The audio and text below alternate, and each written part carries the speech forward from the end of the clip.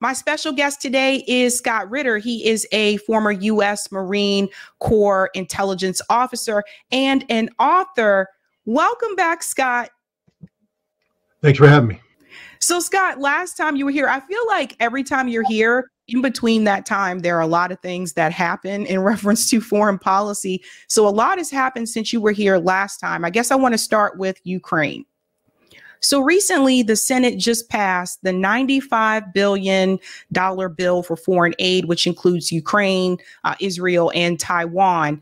In reference to Ukraine, the big question I think a lot of people have is, why again are we giving more money to Ukraine when it's very clear to those of us that have been paying attention that this war with Ukraine is already over, that obviously that Ukraine is not going to beat Russia, but here we are giving them more money. I want to get your take on that. Why are we still giving Ukraine money when we know for a fact that they cannot win this battle against Russia? Well, the fact of the matter is, we never expected Ukraine to win this battle against Russia. Anybody who thought Ukraine could win this war should probably be drug tested. Although I understand that in many parts of the United States, it's legal to consume drugs. But you shouldn't make foreign policy decisions while under the influence of drugs. And but it's never been the objective of the United States for Ukraine to beat Russia. In fact, if at the beginning of this conflict, the CIA briefed the president, 3-day war. The chairman of the Joint Chiefs of Staff anticipated the war to be over in a week. Nobody expected that Ukraine was going to outlast Russia. It wasn't until people misconstrued the Russian objectives in this. Russia called it a special military operation. And of course, we in the West, because we're overly politicized, says, no, it's an invasion. No, if it had been an invasion, it would have been over in 3 days or a week. It was a special military operation because Russia didn't want to defeat Ukraine.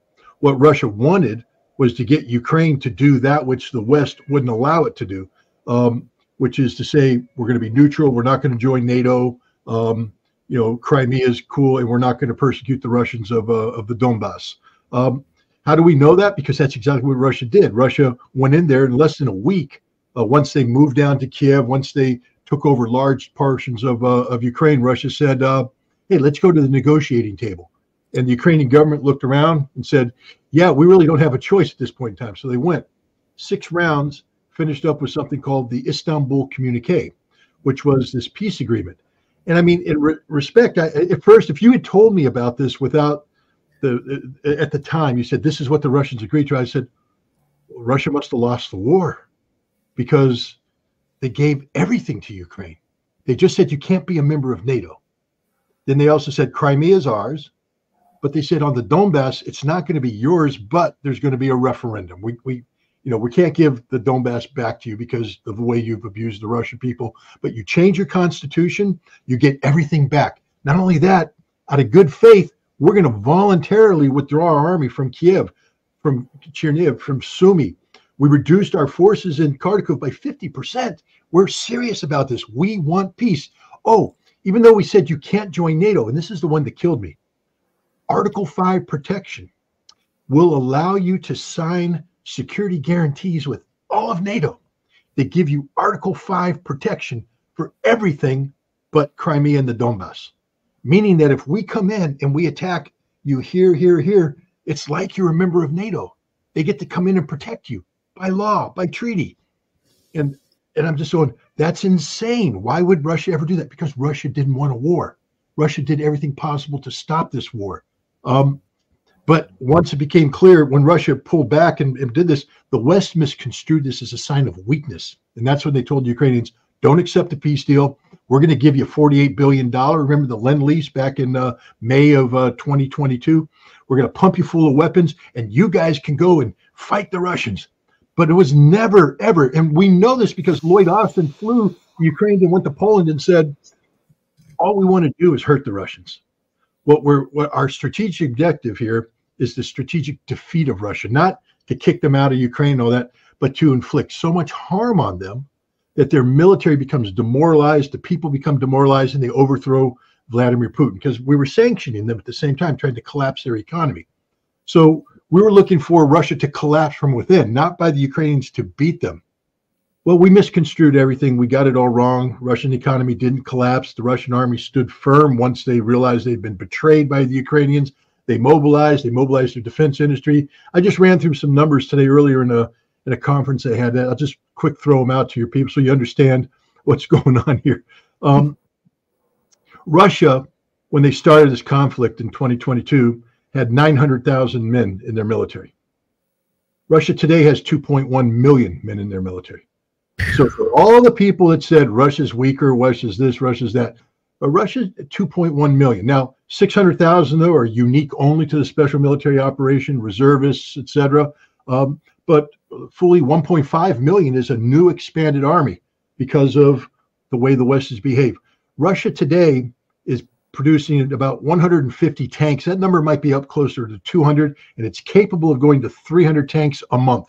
300 tanks a month. The United States can produce 33 tanks a month. Wait a minute. The United States is the greatest military power in the world. And we don't even produce 33 tanks. We refurbish 33 tanks. The Germans can do 150 tanks a year. The French can do about 50 tanks a year. The British can do about 50 tanks a year. Basically, in 2 months, Russia outproduces all of NATO in tanks. Artillery shells. We can produce around 3 million a year. The Russians can produce around 24 million a year. Yes, they outproduce us all along the line. The United States Army, 425,000 strong. In 2022, we were saying that in order to keep this strength of 425, we needed to recruit 60,000 people. They could only recruit 45,000. So in 2023, they upped it to 65,000. They only recruited 50,000. Because they didn't have the manpower, they had to shrink the army by 24,000. So the U.S. Army shrank by 24,000, while the Russian army grew by 600, 2.19, 1.2 million. So anybody who thinks the Russians are weak and all this stuff, no, Russia has turned this thing around. Russia is in the driver's seat. Ukraine today has run out of manpower. This money we gave them, it's useless. Even Jake Sullivan said, we can give them all the weapons in the world, but if they don't have men to use them, it's no good. The Ukrainians have no men left. They did an emergency mobilization order. There's nobody. Everybody's running away. Nobody wants to fight. So while Ukraine, everybody's running away from the fight, Russia is getting 40,000 volunteers a month.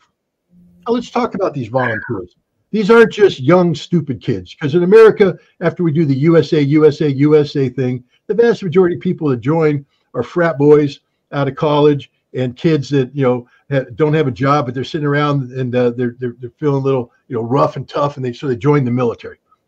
The guys that join the Russian military are men in their 30s and men in their 40s. They all are well employed. They have families.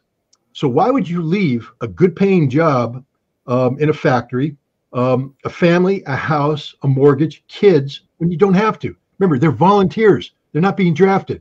You want to know why? Because they are patriotic.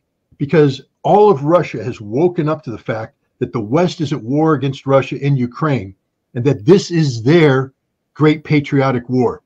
Have you ever seen that movie Patton? When George C. Scott's character, what are you going to tell your kids? Where was Grandpa in the Great War? Shoveling poop in Louisiana. Well, you don't want to tell. So the Russians don't want to say, where were you in the Great War? They don't want to say, well, I was doing information technology, or I was, doing this or that. They all want to say, hey, campaign medal. I was there. I was at the front. I was fighting for Russia. 40-year-old men who have are medically disqualified, meaning that they've gone to the recruiter, and the recruiter said, no, you can't because you're medically disqualified. They're paying out of their own money to go get surgeries, to go get this fixed, so they can go to the recruiter and say, here, I got it fixed. Please let me join. It is a disgrace. It is dishonorable in Russia not to be volunteering for this. And if you're not volunteering for the front, we have guys who are driving. The way the Russian thing works is, they get all the stuff they need but the war is changing. Right now, there's a lot of drones flying around. And a lot of these drones, aren't military grade drones because they just sort of grew from the grassroots. And so they're calling home saying, get us more drones. So communities are going and buying drones from China. They're getting like 10,000 of them. Then they stuff them into armored cars and they get volunteers to drive them to the front lines. So guys are at home and they're saying, let's take the drones to the boys in the front. They're driving there. Every once in a while, bam, they get hit and die. You know, so this is dangerous. All of Russia is mobilized. All of Russia is mobilized. Ukraine can't win this war. We gave the money away because we want them to kill Ukrainians. I mean, to kill Russians. That's all this is about. And again, I just asked you, if you recall, in the summer of 2021, before the great American retreat from Afghanistan, there was a huge scandal. The Russians, it appeared, had bribed the Taliban to kill Americans. If you remember that, it never happened. It was total garbage. But all over New York Times, and they're so mad. And when you break the story down, it came down to one report of a Taliban bomb outside of Bagram Air Base where 3 Americans died. And they said, we believe that these guys who did this got money, and they had this convoluted money trail of the Russians to kill these 3 Americans, and we want to go to war against Russia. You're not allowed to kill Americans. America just gave Ukraine $60 billion to kill as many Russians as they can. Now, put yourself in the shoes of a Russian family. What do you think about America right about now? America started this war. America turned Ukraine against Russia. America has killed over 500,000 Ukrainians because we started this war. We're responsible for the deaths of nearly 100,000 Russians because we started this war. And now we just gave them $60 billion more to kill more Russians. And so now Scott Ritter, like the idiot he is, because I believe in peace, I'm going to go to Russia in June. I am going to Russia in June. And I'm going to travel around Russia and I'm going to meet Russian families. And when I sit down with them, how are they going to look at me? I mean, how am I going to be able to sit down at the table with these people as an American and they're going to go, hey, welcome to Russia, but isn't your government trying to kill our people? And what am I supposed to answer that? Oh, well, it's not me. I'm not. Well, aren't you an American citizen? Well, oh, yes, I'm very proud. Aren't you? Isn't America a democracy, representative democracy? Well, absolutely. So isn't the government held accountable to you for what they do in your name? Yes, I believe in that. So the government's killing Russians. What are you doing about it? Now, the answer is I'm here in Russia trying to make peace. But the point is, what an uncomfortable place to be. Right. To be sitting across from Russians saying, yep, my government just gave those Nazis $60 billion to kill your husband, your father, your son. But the point is, Russia isn't going to lose this war. Ukraine isn't going to win this war. But we just keep throwing money away. 60 billion there, 20 some odd billion to the Israelis, a couple billion to Taiwan. And think of what it's about. 60.1 or 61 billion to the Ukrainians to kill Russians, 23 billion to the Israelis to commit genocide against the Palestinians, and a couple billion to the Taiwanese so they can commit suicide like the Ukrainians did and be part of a war. What does America do right? You know, I would not be so angry. I still would be angry about the money because I mean, good Lord, just right down the road, we got crumbling infrastructure. I got homeless. We got a ghetto. We got everything, man. It could benefit from some money from the federal government to help the American people. I think the people in Flint, Michigan still have dirty water. I'm pretty sure all around the country we can point to problems that have been there for decades that could use an infusion of this capital. But I also understand that we need to promote goodwill around the world. We're supposed to be a world leader. So if we were giving the Ukrainians $60 billion to build schools, build infrastructure, do everything we're supposed to be doing here at home, at least I'd be saying, well, at least it's going to something good. So if I ever visited Ukraine, at least I could walk around with my head held high saying, hey, how'd that taxpayer money go? How you guys doing with America's money? Things are looking good? Yay, you love America because we're here to help you. We give you all the money that we need at home. If we went to the Israelis who were promoting Israeli-Palestinian rapprochement, joint education centers where the Palestinians grew up with the Israelis, where the walls came down, where communities came together, I'd go to Israel and Palestine and say, hey, how'd that money help out? You guys aren't killing each other anymore, right? Peace is breaking out all over. I'm feeling a little bit better. Yes, my bridges are still collapsing in Albany. They're still homeless and there's problems, but at least we did something good. The same thing with Taiwan. You know, hey, did we help you diversify your economy more so you guys who are already the richest economy in the world? Wait a minute. The richest economy in the world who have a surplus of money and we gave them money. Never mind. Taiwan, I'll never be happy about giving you money under any circumstance because you should be giving us money. But, we're the bankrupt nation, trillions in debt. You're the guys making all sorts of money. You make all those computer chips that make our phones and everything work. Roll some of that to us. We want a grant from Taiwan to America to make us feel better. But my point is, we're doing it to start war. All we do is have a policy based upon starting war and coercion. Right now, Blinken's in China. I'm all over the map here, but it's all related. Blinken's in China. Instead of sitting down with the Chinese and saying, hey, let's do diplomacy. Why don't we talk about this? Let's see what we can do. What do you think, guys? We can avoid. We come in, if you don't do it the way we want to do it, we're going to sanction your financial institutions. And the Chinese are like, Tony, see the hand? It ain't shaking. You threatened that with the Russians, right? How'd that go, Tony? Europe's economy has just collapsed because you sanctioned the Russians. What do you think is going to happen if you sanction China? Oh, the American economy is going to collapse in an election year, you idiot. But that's the whole point. All we know how to do is threaten people. So there's 60, and here's the other sickening thing about this money. I think 48 billion of it rolls back to America. It doesn't go to Ukraine. It goes to American defense industry. And see, this was the selling point. And this is why I don't understand Americans didn't get it.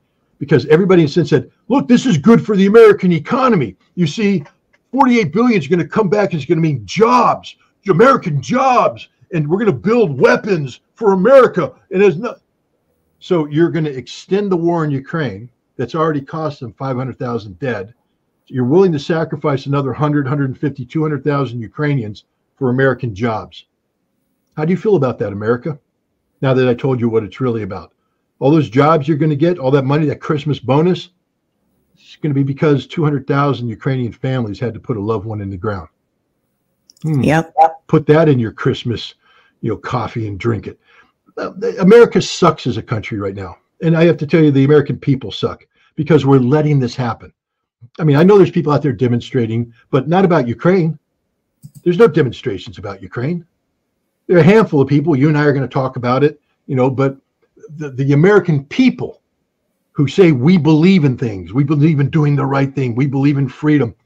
You don't believe in anything except getting rich. You don't believe in anything except getting a bigger payday. You don't believe in anything except accumulating comfort. You want the U.S. government to wrap you in a cocoon of comfort, inject you with the feel-good sauce, and you're just going to sit there and rock around and feel good. And as long as they keep doing it, it doesn't matter how they justify it. Money to Ukraine, money to Israel, money to Taiwan. You don't care. You don't. We don't care. But unfortunately, the rest of the world does. And there will come a day when America is going to find it difficult to get a seat at the table.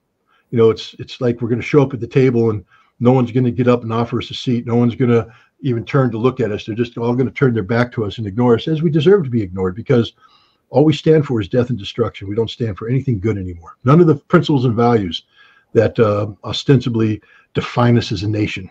We don't stand for any of that. That's a really good point. Let me for just a second. That's a really good point, Scott. And I just want to ask you this question. I know you said you're going to go visit Russia in June.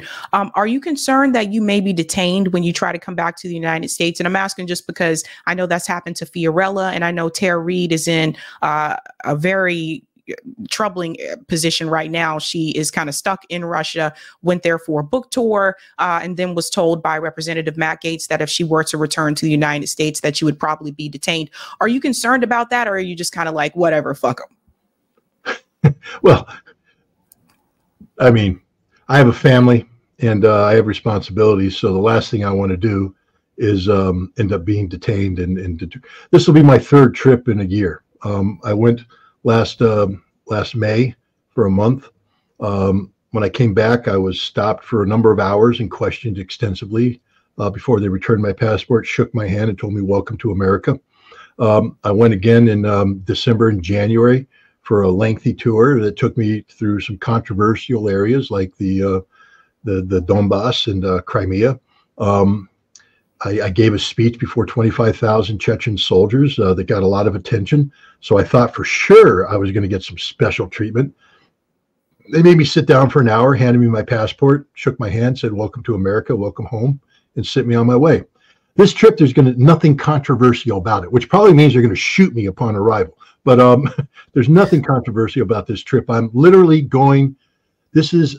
We're going to go to 16 different cities throughout. The motto of this trip is from the Pacific Ocean to the Baltic Sea and everything in between.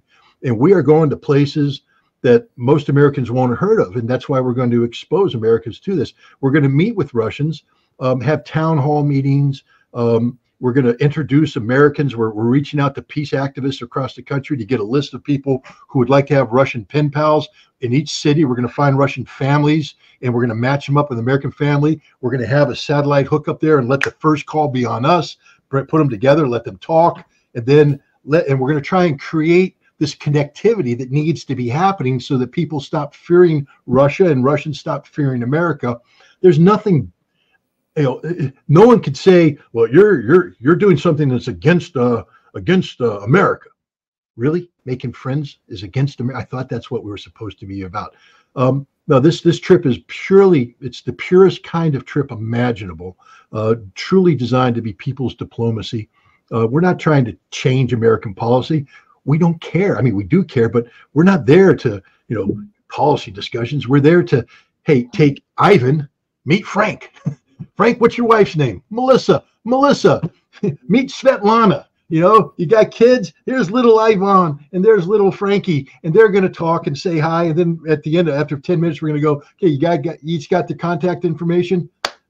Shaka, brother, let's go. And we're going to move on to the next city, and we're going to do the same thing all over again. The idea is to break down the barriers of ignorance and fear by getting people to talk to one another.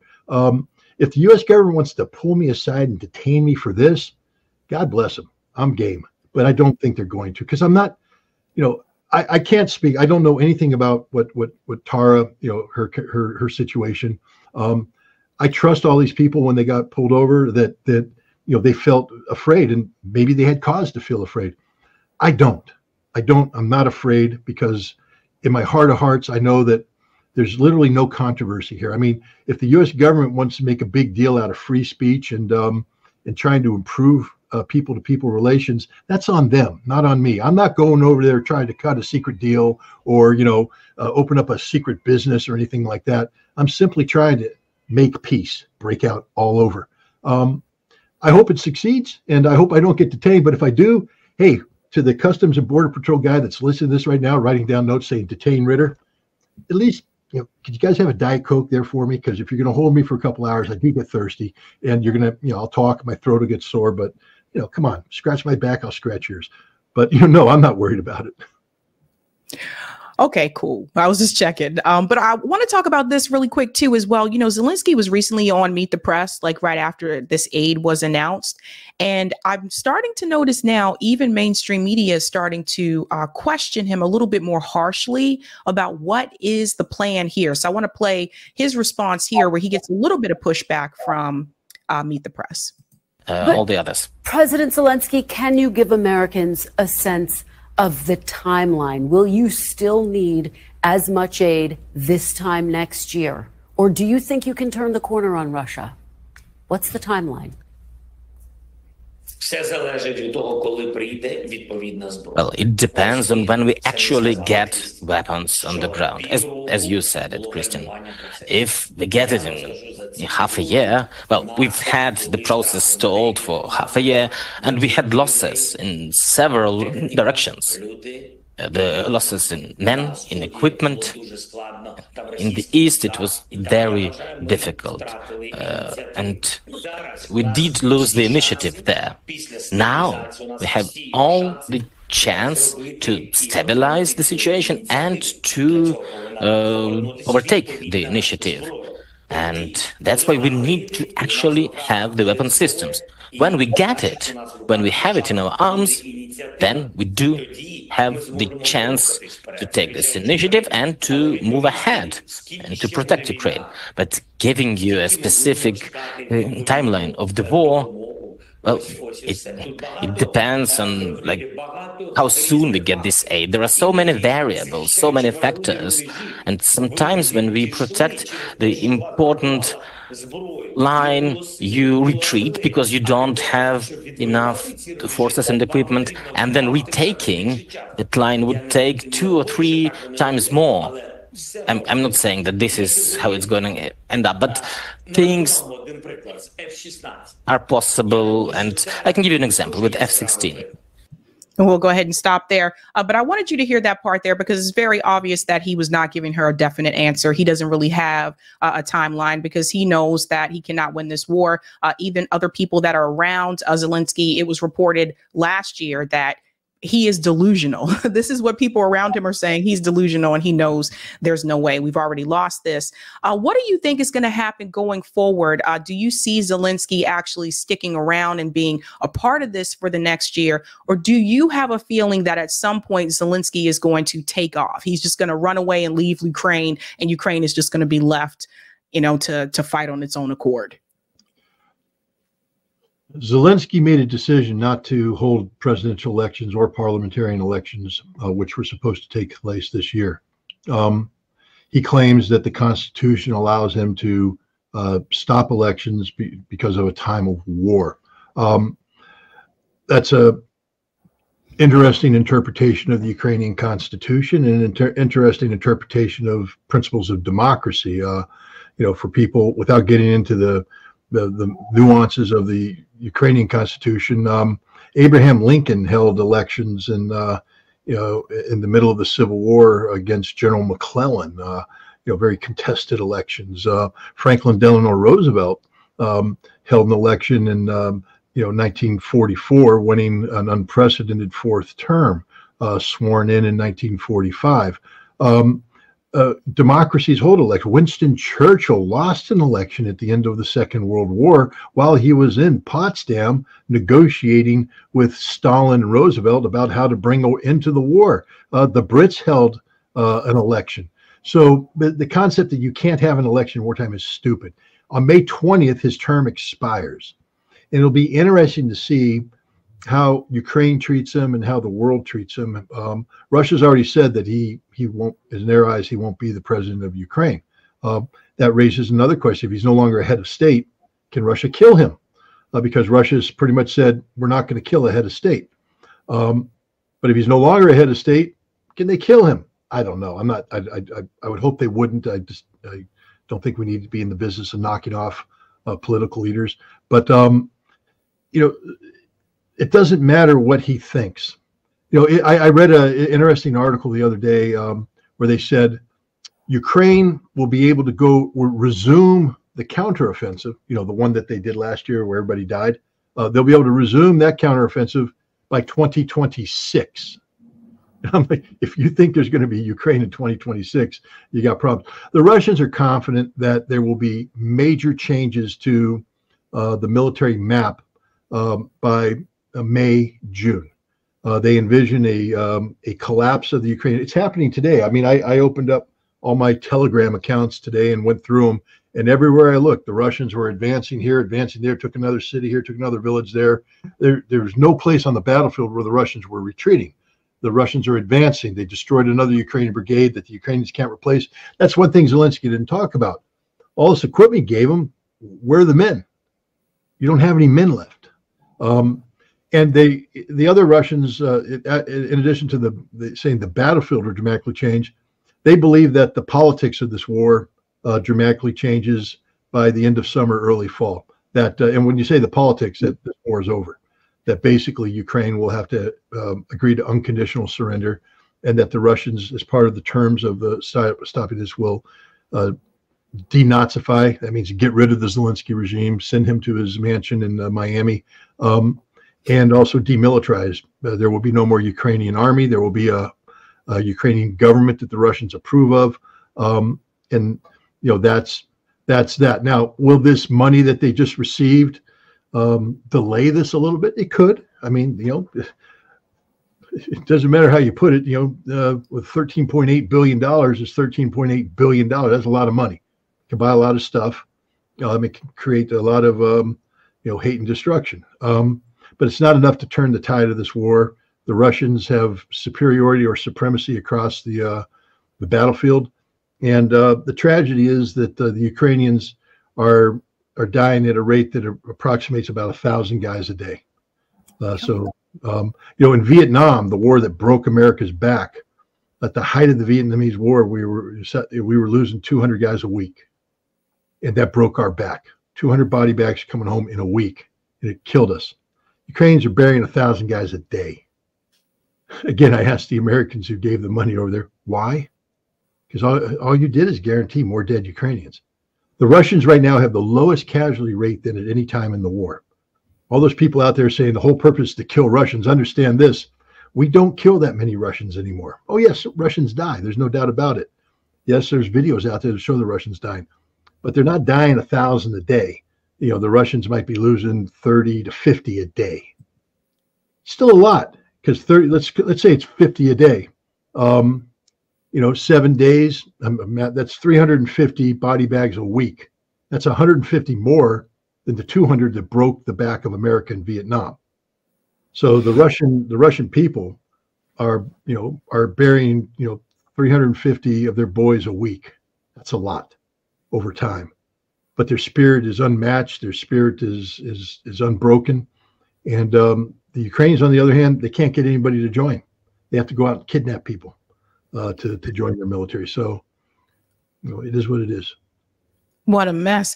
I want to pivot into Israel and Iran. So I know the last time you met, or the last time like you were on the show, tensions haven't escalated to the point that it is now. Like now, Iran is involved. Obviously, we can start from the beginning where Israel attacked the Iranian embassy in Damascus. So obviously, Iran responded to that attack. And then now, Israel has responded to Iran. We are now basically seeing what could be a full-scale war in the Middle East. It's no longer just about Israel and Gaza. And this is something that I was afraid of. This is why a lot of us were calling for a ceasefire, not just in reference to what's happening to the Palestinian people in Gaza and in the West Bank, but also because we knew that this could escalate to another level here. What do you predict is going to happen going forward? Because a lot of us are aware that Iran does have powerful weapons. And we continue to hear the State Department and people like Antony Blinken say the same rhetoric over and over, that Israel has a right to defend itself. It's funny that Israel does, but nobody else does. You notice that? No one else does. But what do you think is going to happen here? Because I'm looking at it as though now there's conflict between Israel and Iran, not just Israel and Gaza. And then I'm thinking about all of the other neighboring countries, right? Because Israel has also attacked Syria and Lebanon. And then you have countries like Jordan and Egypt that are also in the mix here, but they don't seem to want to really get involved. What do you think is going to happen next? And what does this really mean for Israel in the long term, in the grand scheme of things? Well, prior to this whole exchange, Israel enjoyed what I would call deterrence superiority. And what that means is Israel could do whatever it wanted to do and pay no consequence. It was backed up diplomatically by the United States, and it was backed up by the impression that the Israeli military would bring more harm to any nation attacking Israel than that nation would bring to Israel, tenfold. And so everybody's a little bit afraid. And Israel got away with literal murder. They assassinated Iranian scientists in Tehran. They blew up Iranian nuclear infrastructure inside Iran using covert means. They bombed Iranian positions in Lebanon, in Syria, in Iraq, in Yemen, killing Iranian personnel. And Iran did nothing, because the feeling, I think, in the Iranians were that if they responded, Israel would attack Iran, and this would get them in a war that they didn't want. But then Israel attacked the consulate, and that was a bridge too far. That was a red line, because the consulate, they didn't just kill some senior Iranians. They attacked Iranian soil. By law, by international law, that consulate is the soil of Iran. And the Iranians said, you can't do that. That's our red line. So they had to retaliate, and they did. This is the scary part, because that retaliation could have been, because in order to, if you're going to respond, what you're trying to do is reset deterrence theory.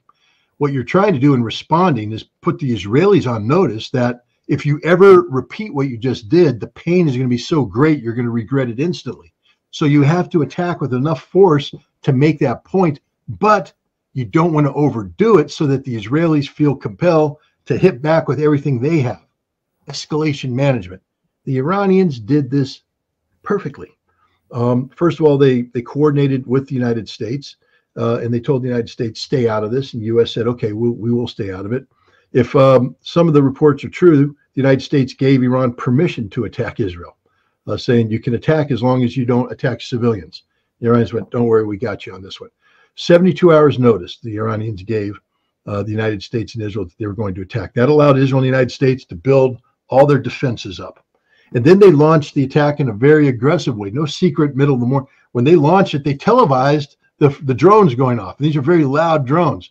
So the Israelis had a further 5 to 6 hours waiting for the drones to come to get their defenses in order. And then they televised the launch of the cruise missiles. Then they announced the launch of the ballistic missiles. So the Iranians were doing everything to tell the Israelis, and here comes the next punch, except for the last punch. The last punch was 9 modern Iranian missiles. All 9 of these hit their target. None were shot down. And that was the point the Iranians were trying to make. They were saying, look, you got this defense here. It's all up and running. And we're letting you save face by shooting down drones and everything. But the 9 missiles that you can't shoot down, we sent them out. Yeah, we didn't kill people. We avoided civilians. We blew up a runway. We blew up empty warehouses and all that kind of stuff. But look where we hit. You know that's exactly where we wanted to hit. And had we adjusted it just a little bit, we could have taken out your command center. We could have taken out your F-35s. We could have taken out your ammunition, your fuel. But we chose not to. We chose to blow up empty buildings. But we penetrated the most heavily defended place on earth when it comes to anti-ballistic missiles. And that's the signal they sent to the Israelis. So now the Israelis are sitting there enraged because nobody's ever attacked them like that since 1991 when Saddam Hussein fired missiles in there. Enraged, and they've got to do something. But America, first of all, said, we're not going to war against Iran on this one. You're on your own. You blew up their consulate. This is on you. And then the Israelis went, but if we start a fight with the Iranians and the Americans aren't there, we may not win this fight. But we have to retaliate. We have to do something. And so it looks like they did a combination of 2 things. One, they had assets inside Iran that they've used in the past to assassinate scientists, blow up buildings, things of that nature. Release a handful of drones that flew towards an air base and a radar installation, and the Iranians shot these drones down. And that's what the Iranians announced, the drones. Then the Israelis brought in 2 aircraft that flew through Syria into Iraq, and they launched, I think, 2 to 4 Rampage missiles, which is a supersonic, hypersonic missile fired from the aircraft. And these flew in, and these hit 4 targets inside Iran. We don't know what the targets are. Apparently, they weren't that important. They may have been in the desert, just in a pattern. Who knows? But they sent a signal to the Iranians. You couldn't stop this. You know, so we hit you with what we had. You couldn't stop it either. And what the Iranians did is they had said before, if Israel attacks, that immediately they're going to hit back with everything. But instead, the Iranians never talked about the 2 airplanes and the 4 missiles. They talked about the drones that came from inside. And then they said nothing happened. There was no defeat. So the Iranians immediately poo-pooed this story. And even the supreme leader, when he's given an interview, when they talked about hitting the Israelis, said, we're not here to talk about numbers of drones shot down and things like that. That's in the past. We don't want to talk about that anymore. I think both Israel and Iran have said we're not allowing this thing to go any further. We both made our points, and we dodged a bullet. We don't need this larger war, and we're going to stay focused on what we were doing. Israel's going to continue committing genocide in Gaza, and the Iranians are going to continue supporting the axis of resistance, Hamas, Hezbollah, the militias, the Houthi, and they're not going to let this thing spin out of control. So I think we dodged a big bullet, and I think we're actually in a safer place today than we were back when Israel attacked the consulate. Back then, there was a real possibility of, a retaliation turning into a general war. But because of the wisdom of the Iranians, and to some extent the ability of the Israelis to, for once in their life, do the right thing and not escalate, we avoided a major war that would have been devastating for everybody. So this is one of the few times where I feel actually halfway decent about the outcome. Well, I just wanted to add something that you mentioned there about how Iran made strategic attacks. That just goes to show you that Israel also could have made strategic attacks, but they chose not to, right? So they chose to purposely. That's another thing that people, I think we got to point out, guys, when Israel says we're doing our best to target Hamas. Obviously, we know that's not true, but it just goes to show you Iran showed that example. And it also showed that if we wanted to get through the Iron Dome, we can. Yes. So I think that seems like, well, but it's more than just the Iron Dome. I mean, understand that the Iron Dome is a U.S.-Israeli system, meaning the Israelis didn't build it. We built it. We paid for it. We designed it. We tested it. It has an Israeli name: Arrow 1, Arrow 2, Iron Dome, David Sling. They're all Israeli missiles, but it was our money, our joint work. But we also overlaid it, our ballistic missile defense system, the THAAD missile with our radars, the Aegis-capable ships with their radars, their ships. All of this was plugged in. This was an American ballistic missile shield over Israel, the same ballistic missile shield that we protect South Korea and Japan with, we protect Europe with. And the Iranians penetrated it, sent 9 missiles all the way through. And now the North Koreans are going, wait a minute, your hypersonics got through? We just tested a hypersonic. You mean our missiles are going to get through too? The Americans don't have a defense against us. And the Russians have been saying that all along, but now they know it. They're going, so our Kinzhal and Zircon missiles, you guys can't touch them. And Europe and NATO is going, we can't touch those missiles. The South Koreans and Japanese are going, we can't touch those missiles. The Taiwanese are saying, we can't touch the Chinese missiles. What the Iranians just did is invalidate over $100 billion worth of anti-ballistic missile defense expenditures, because they showed that whatever defenses are out there today, they can't stop a hypersonic missile.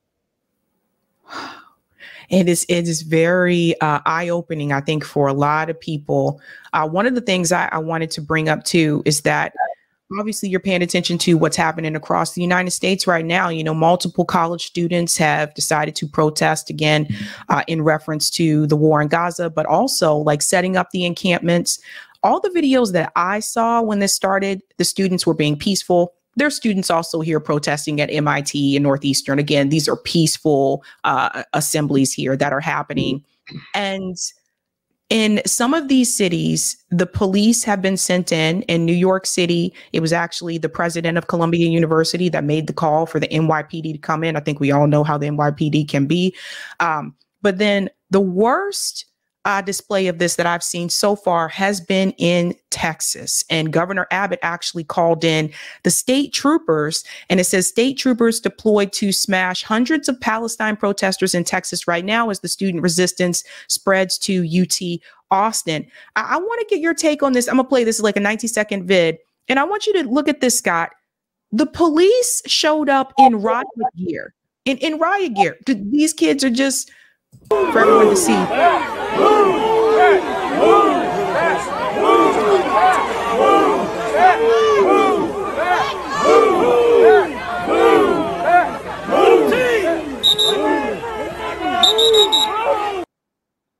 Now, in my opinion, this is not necessary. These are kids.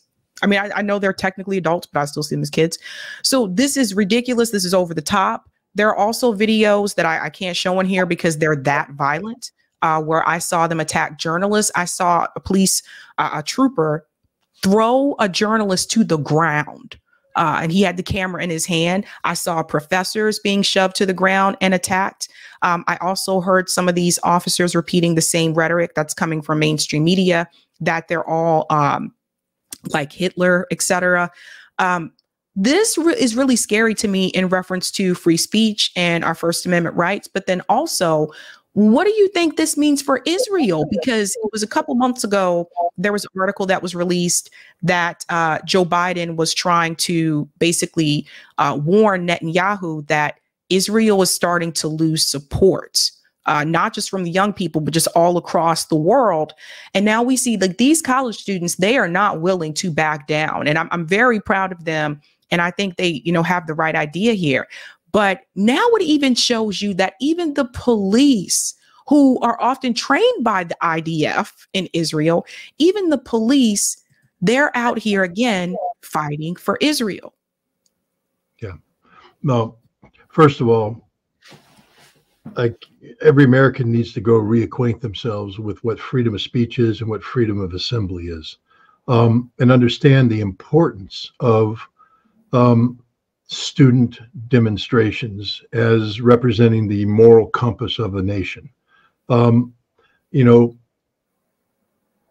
civil rights, people demonstrate in favor of civil rights on campuses, anti-war in Vietnam, a war that today nobody can defend.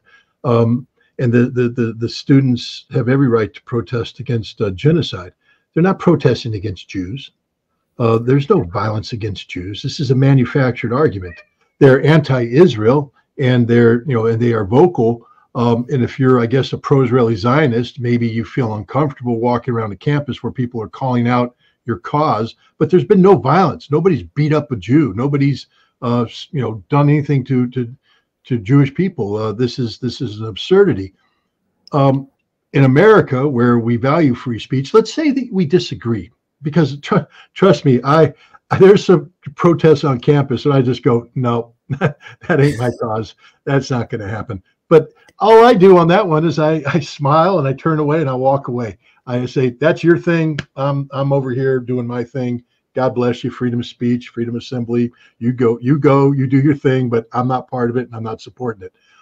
That's the way we're supposed to be. I mean, so if I go in New York City and there's something happening in the streets in New York City that I'm uncomfortable with, leave.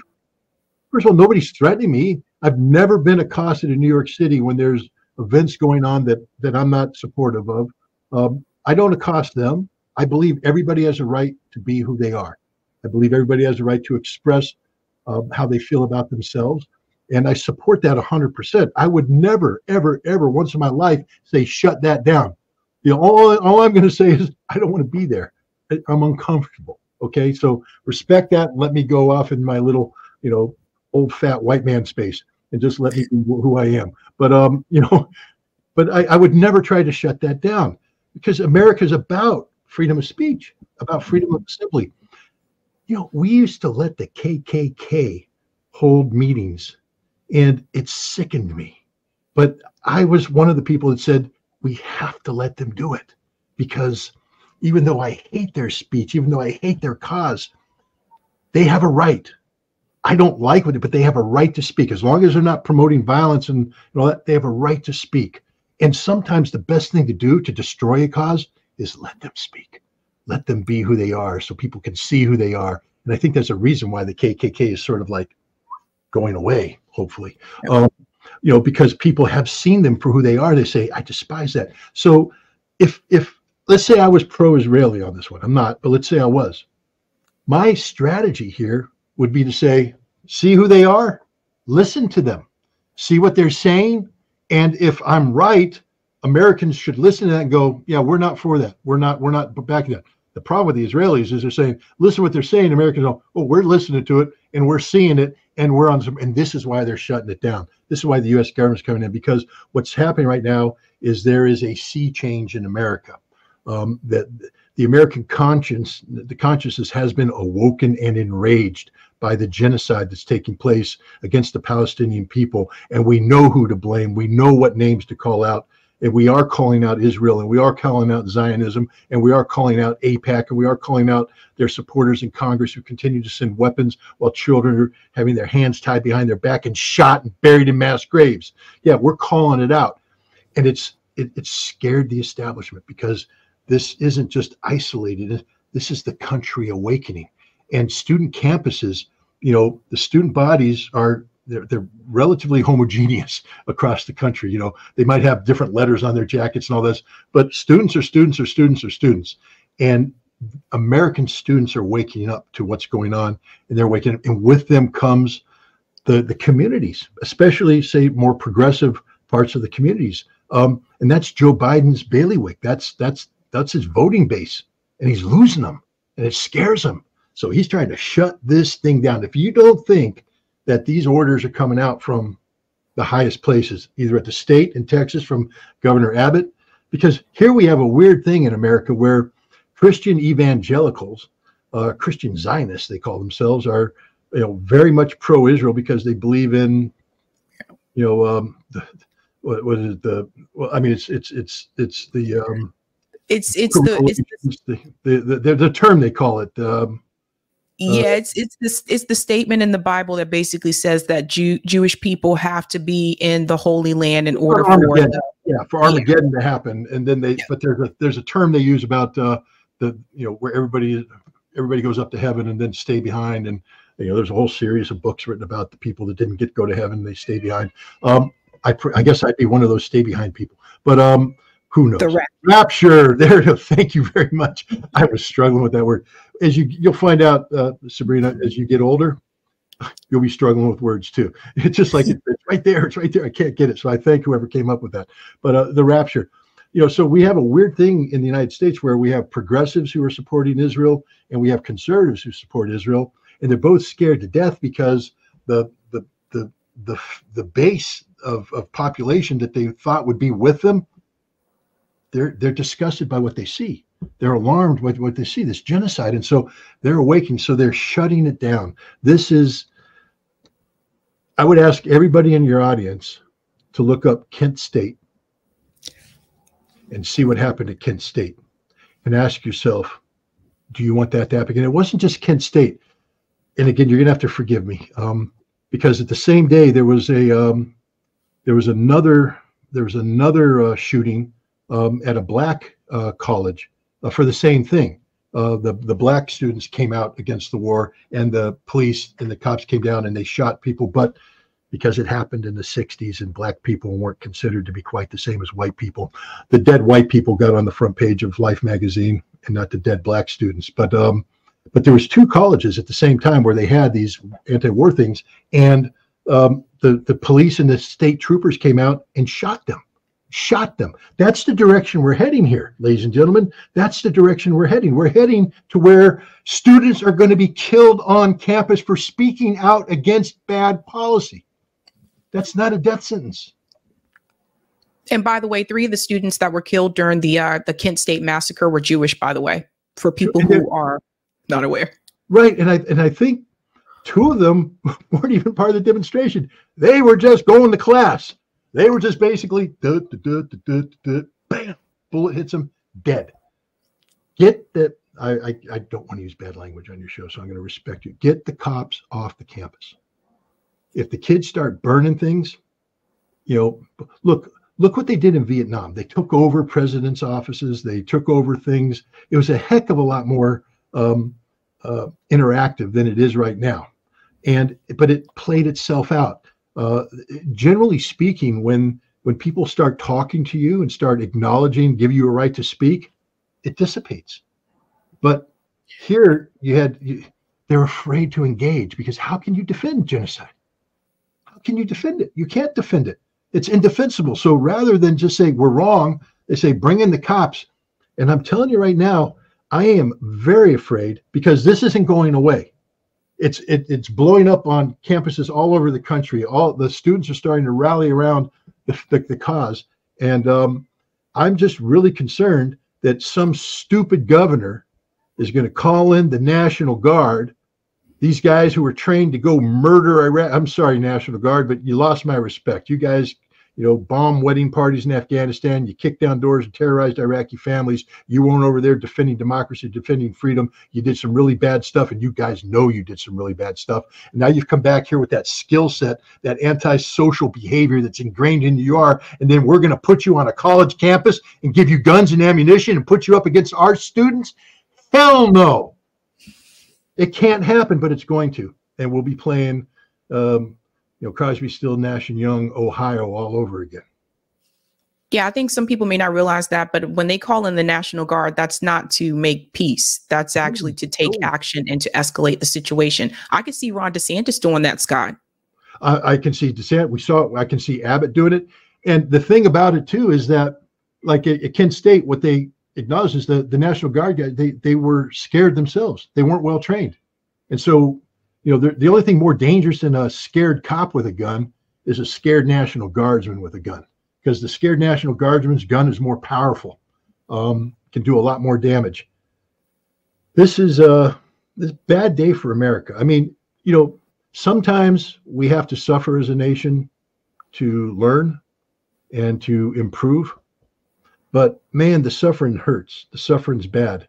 You know, and I'm just afraid that in order to turn the corner on this issue,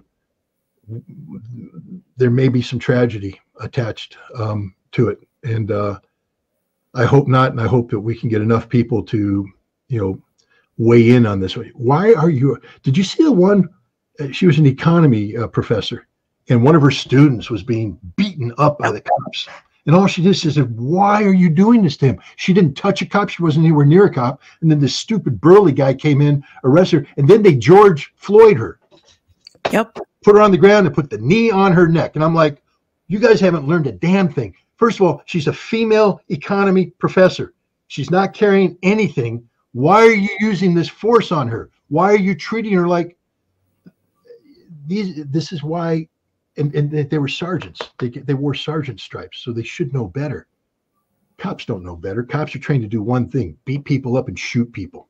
We don't have smart cops anymore. I'm sure somewhere in some town they're going to say, I live in Bethlehem, New York. We have some smart cops. Want to know why?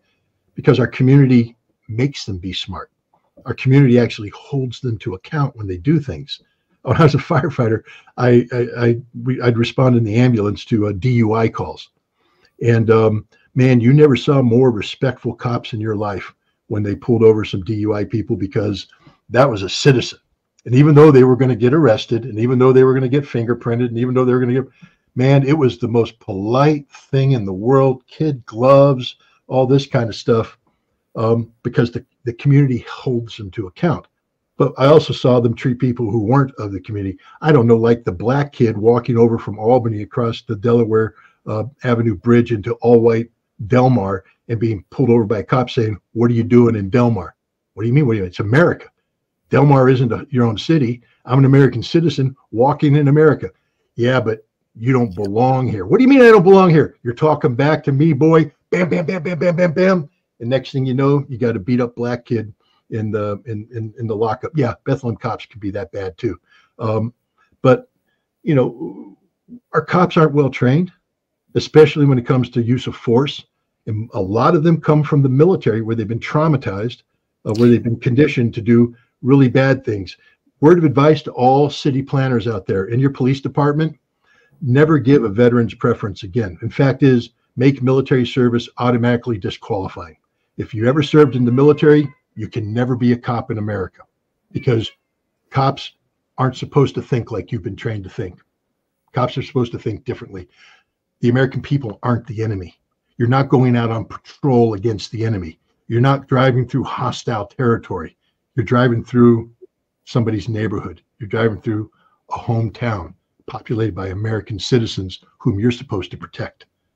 But that's not the thinking. They come out, they think they're back in Baghdad. They think they're back in, in Kabul. They're going out on patrol. They're gearing up. There's the enemy out there. I'm going to get these guys. And they do. And now they're going on college campuses and taking down students whose job it is to challenge everything. That's what a college kid's supposed to do. Go there and challenge everything. You want to teach people to be critical thinkers.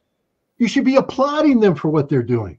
Applauding them. It's a learning experience to sit there and say, I'm challenged. And man, how do you get a civic-minded? You know, there's so many Americans just unplugged from civil life. Go out and you get your job. You go to work. You come home, and you just don't care about what's going on. You've unplugged because you're overworked and all that stuff. These kids are out there. They're engaged. They're doing what American citizens should be doing, engaging, holding people to account. That's what America's about. And we're sending in cops to beat them up. And soon we're going to send in the National Guard to shoot them. And the other thing I want to say with this particular population, this is the population that, or the age group that is typically recruited by the military, and military recruitment is down in the United States. That's another thing I think that, you know, it's very different than when you joined, than when my dad joined. Like now people have a very different mindset about joining the military. And I want to ask your question about that. And then one more after this one, which is, what do you think about this statement that Joe Biden made a couple of days ago that they may have to send in U.S. troops into Israel? How do you feel about that? And considering that military recruitment has decreased, do you have this any insight or any intuition that the U.S. government could possibly implement the draft again? I don't know if the American people are so zombified as to tolerate a draft when there's not a need. Let's put it this way. If Russia or China attacked us today, I don't think you'd have to have a draft. I think every American would go out and volunteer to defend their country. If people are coming across the border doing harm to the American people, we'd be there because we love our country. But the military has been destroyed in terms of being seen as the American people as a viable institution of American values, because all we do is invade countries. All we do is kill people. We go overseas, and it's not about improving life here at home. It's about bullying people, imposing our will. It's not even about fighting terrorism, we found out, because, you know, we're not killing terrorists. We're just killing innocent men and, you know, women and children who are in their home in a village in a land that we don't understand culturally. We don't speak the language. We view them as the enemy because they view us as the occupier because we are the occupier. And so it's very difficult right now. And also it's about motivation. I would imagine if your father is roughly my age, that he joined for patriotic reasons, that he got up one morning and said, I'm going to serve my country. I'm serving America. Now, it's also employment. You get a paycheck, but you don't get a big paycheck. I didn't get a big paycheck. You got paid so you could pay. But I joined to serve my country. I put myself at the service of my nation. And that's a whole different mindset than saying I'm unemployed. I have no other options. Okay, I'm going to go in the military, and I'm going to get 3 hots and a cot, and maybe a GI Bill so I can go to college when this is done. But you're not joining, you know, because you want to be in the military. You're joining because you have no other options. That's the option of last resort. And the level of motivation for those, and you're joining in hopes that you don't get deployed. Whereas when I joined, I know, Sabrina, you're going to get angry at me, I prayed for war every single second I was in the military. Get him off the air! He's a bastard. But, you know, I joined, and I was trained to a certain skill set, and I'm like, let me do it. Let me do it. Let me do what I'm trained to do. Let me do. Today, I'm a different thing. Like, you know, I'd like to imagine people joining the military, becoming the best trained people in the world, and never using it. Wouldn't that be nice? But back then, I was, you know, until I went to war, I wanted to go to war. And once I went to war, I never wanted to go to war again, because you quickly learn that it ain't what it's not what Hollywood says it is. But the mindset was leaning forward. Today, you know, if you're leaning forward, I'm afraid of the people that are leaning forward, because we've also lowered the standards. I actually had to go through some very serious, you know, testing and psychological batteries and test after test after test after test, with doctors looking at you, checking boxes. You ever seen that movie, The Right Stuff? You know how the astronauts were getting tested before they went up in the Mercury? That's what it felt like in the early 1980s, going into the Marine Corps Officer Commissioning Program, just testing, just winnowing people out so that the only people left were people that met the standard that you wanted. Today, we don't do any of that. Basically, if you got a pulse, you're in. And now if you got people leaning forward, wanting to kill, why? To serve your country, to fight the enemy, or are you just a psychopath who wants to go and kill people? And I'm concerned right now that a lot of the people that are leaning forward saying they want to go kill are just psychopaths. And then the beauty of it is, when they leave the military, they join the police. Yep. They're psychopaths leaning in, wanting to kill the enemy, which is the American people. But no, there's a reason why the U.S. Army is having a recruiting problem, because there's a lack of motivation. I think the only branch that's not having a recruiting problem right now is the Marine Corps, because the Marine Corps still puts itself up as a higher standard. We don't lower our standards. So when you want to join the Marines, you know what you're getting in. But even the Marine Corps has changed fundamentally. I heard they have yellow cards for timeouts. I mean, I couldn't imagine, you know, Ritter, timeout. Can't yell at me anymore. I got a timeout card. Man, if I pulled a timeout card back then, boom, boom, boom, kick me into the ground, beat me up, timeout, yeah. No, but I'm not saying that that's the right way to train. I'm just saying that was the way they trained us back then, was a lot of hands-on love. But not today. A timeout card, and all that kind of stuff. Maybe it's better, but the military today is not the military of the past. Different levels of motivation. A lot of it is based upon the concept of a job, not an adventure, a paycheck, and the kind of things that you'd be asked to do in war is an inconvenience. And now imagine taking this army, this military, and telling them, you're not going to Iraq where you get to kick down doors and, kill civilians. We're sending you to Ukraine, where we're going to lose 3,000 guys in 4 days. And you said, but sir, our unit's only 5,000 strong. Welcome to the real war, buddy. You're all going to die. And can you imagine them back then going, because I have to tell you, when we were trained to fight the Soviets, I was the intelligence officer, and I would tell my guys, if we go up against the Soviets, we're all going to die. That's just the way it is. They got a bigger army, more artillery, and in the end, we're going to die. And the Marines are like, all right, but we'll take some out before we go down. We'll make this a fight. Today, I can't imagine people going, oh, okay, we'll make a fight about it. There we go. What about my college education? I signed up for the college degree program, and I'm going to die. You can't kill me. Right. And I wasn't so. In order to pay my bills, I got a second job at Home Depot on the weekends. And if you send me off to war, how am I going to have that second job? You're not supposed to have a second job. You're in the military. But then I can't afford the car payment on the Camaro I bought. I think the motivation today, and I know there's going to be a lot of people that are mad at me because they did join up for patriotic reasons. I'm not saying that they don't exist. I'm saying that of the majority of American soldiers out there today, that motivation is not there. And there's a reason why the U.S. Army was 15,000 short on their recruiting goal last year, because nobody wants to join the Army, the Navy, or the Air Force today. You're right. One more question for you, Scott. What if we could have an even bigger movement? What if we could take, this movement here, the pro-Palestine movement, minus the police, if we could take all of those kids at the college campuses and everybody else that's out in the street, marching for the Palestinian people, and then we could also take all the people that are tired of this war in Ukraine, right? This is where I would push on people that are part of the Freedom Caucus, that people like MTG, who's tired of all this money going to Ukraine, to mobilize people within her own district, her own constituency, and get them out in the streets. What if we had a group of people that were against the war in Ukraine actually merged with the people who were against the war in Gaza? That could actually probably get us to that 5%, which they say you need to have like a massive movement in this country. What would you think about something like that? And then it would just be a big anti-war movement. I told you that I went to Russia back in May.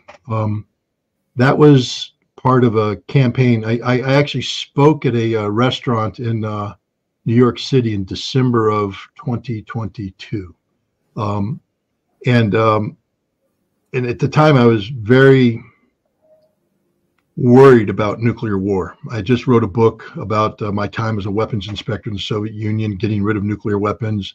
And I took a look at what was going on and, how we're actually starting to emphasize nuclear weapons and stuff. And so in there, I said, in the treaty that I was part of, the Intermediate Nuclear Forces Treaty, was signed by Ronald Reagan in December of 1987. Ronald Reagan was a staunch anti-communist. I mean, if you go and look at his record, he's no, tree hugging, arms control kind of guy. He's the guy that made a joke. I thought he was off campus about, well, Orby, the missiles are flying. They'll be in your territory in 20 minutes or something like that. So he joked about nuclear war, but he signed it. Why? In June of 1982, 1 million people took to the streets in Central Park in New York City. 1 million people from all over America. And they came together for one thing, and one thing only: to say no to nuclear war. To say no to nuclear war. And that voice, what they did, woke up the political possibilities. It took a guy like Ronald Reagan, who said, my people want me to think about nuclear disarmament. And 5 years later, he signed the Intermediate Nuclear Forces Treaty. It began a process that led to this arch-conservative guy signing a treaty that got rid of nuclear weapons. I mentioned that at the time, and I said we need to do that again. In June of 2024, on the eve of the presidential elections, we need 1 million people in the streets of Central Park protesting against nuclear war, not against, protesting for disarmament. You know, I'm tired of the protesting against things. What are we here for? We're here for nuclear disarmament. We're here for peace. We're here, you know, for, you know, peaceful coexistence. And I went out and I worked hard for that. There was a movement, the Rage Against the War Machine rally in February, and they were supposed to bring everybody together. And the problem is you can't bring everybody together. At least it hasn't been shown. Most of the classic peace movements avoided that rally because they said, well, no, that's not what we're about. Within that rally, people came in from different political spectrums and they started fighting against one another, and the rally wasn't nearly as effective, and they had to postpone the second one because it fizzled out. Sabrina, we need this. We have to have this. If we can't put 1 million people in Central Park, we're never going to achieve anything. If we can't put 1 million people in Washington, D.C., surrounding the Lincoln Memorial, going down the mall towards Congress, pack that with 1 million people. If we can't replicate what Martin Luther King was able to do for the civil rights movement, then we're not going to be able to save it. What do I think about it? We have to do it. But how? How's the question? How do we get people to put aside their petty differences? Because at the end of the day, I don't care if you're a libertarian. I don't care if you're a Democrat. I don't care if you're a Republican. I don't care if you're a communist. I don't care any of that stuff. All I care about is that you are pro-disarmament or pro-peace. And if we can come together as Americans and say we've put aside our petty differences, we're now working together, like the American citizens we should be, yeah, we could do this. But how do we do it? I mean, I have to tell you, I'm demoralized by this because I thought for sure I could get the American public to wake up about nuclear war. Nobody takes it seriously. And when they do talk about it, they're like, yeah, we can win that. No, you can't. You can't win nuclear war. We learned that one. When I grew up, we learned you can't win nuclear war. That's why getting rid of nuclear weapons was a good thing. War is bad. How do we tell people war is bad? When I grew up, there was enough survivors of World War II who would just sit there and go, yeah, war's pretty bad. We're with you. There was enough Vietnam vet guys who were still, limber enough to be out there. War's bad. War's bad. Today, we have a bunch of, disgruntled global war on terrorism guys. Some of them are saying war is bad, but most of them are just like, man, let's go out there and kill more terrorists. Let's go out and do this. So the military is not, the military is not on our side. The military is not saying, yeah, man, we don't need to be doing that.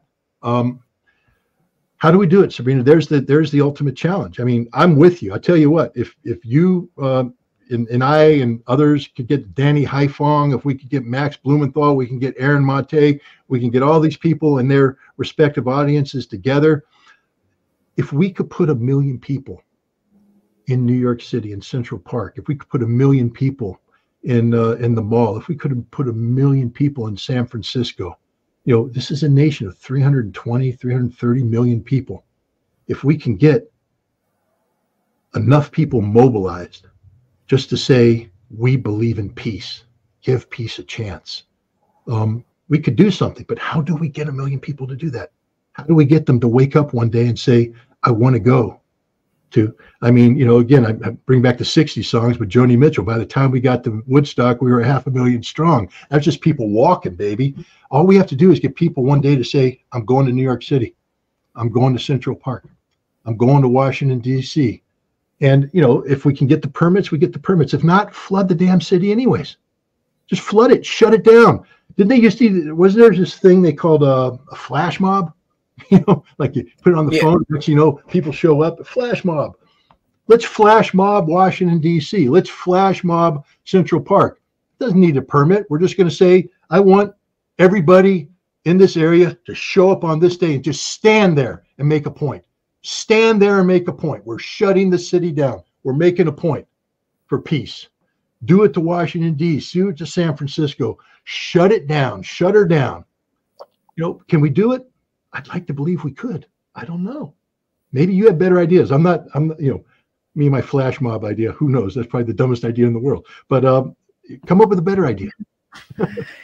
No, I think these are all really good points. I mean, even during the civil rights movement, they didn't have a lot of the resources that we do have. There was no internet, there was no Twitter, no Facebook or anything like that. They were able to mobilize simply by calling people on the phone, and getting thousands of people out in the street. And so I think it's just, yeah, I totally hear you. I totally hear you. Well, Scott, thank you so much. Anything coming up that people should know about? Nope, just a trip. We're going to make a documentary about it. It's going to be a pretty cool documentary. And so later on, we're going to start putting out requests for support, because documentaries don't make themselves. And even though we're going to go over there and we're going to capture it on film, there's these creatures called film editors, and they charge a lot of money. And then the guys who do the music charge money. And so we will be putting out appeals for support on that. But I think it's a worthy cause. And like I said, this is going to be a cool trip. This is going to be one of these feel-good trips where when you come back, you're going to say, I actually made a difference, because we are going to have an actual impact on people's lives. We're going to bring people together. We're going to try and tear down walls of ignorance, walls of fear, and bring people together and begin this dialogue and this communications that is absolutely necessary for Americans and Russians to relearn how to live in peace and harmony. All right, Scott Ritter, thank you so much. Thanks for having me. Bye. Bye-bye. All right, guys, that was Scott Ritter. He is a plethora of information. It's always great when Scott comes on, because I feel like he can break things down in a way that some of us just cannot, because we just don't have the experience. He does have that Intel experience.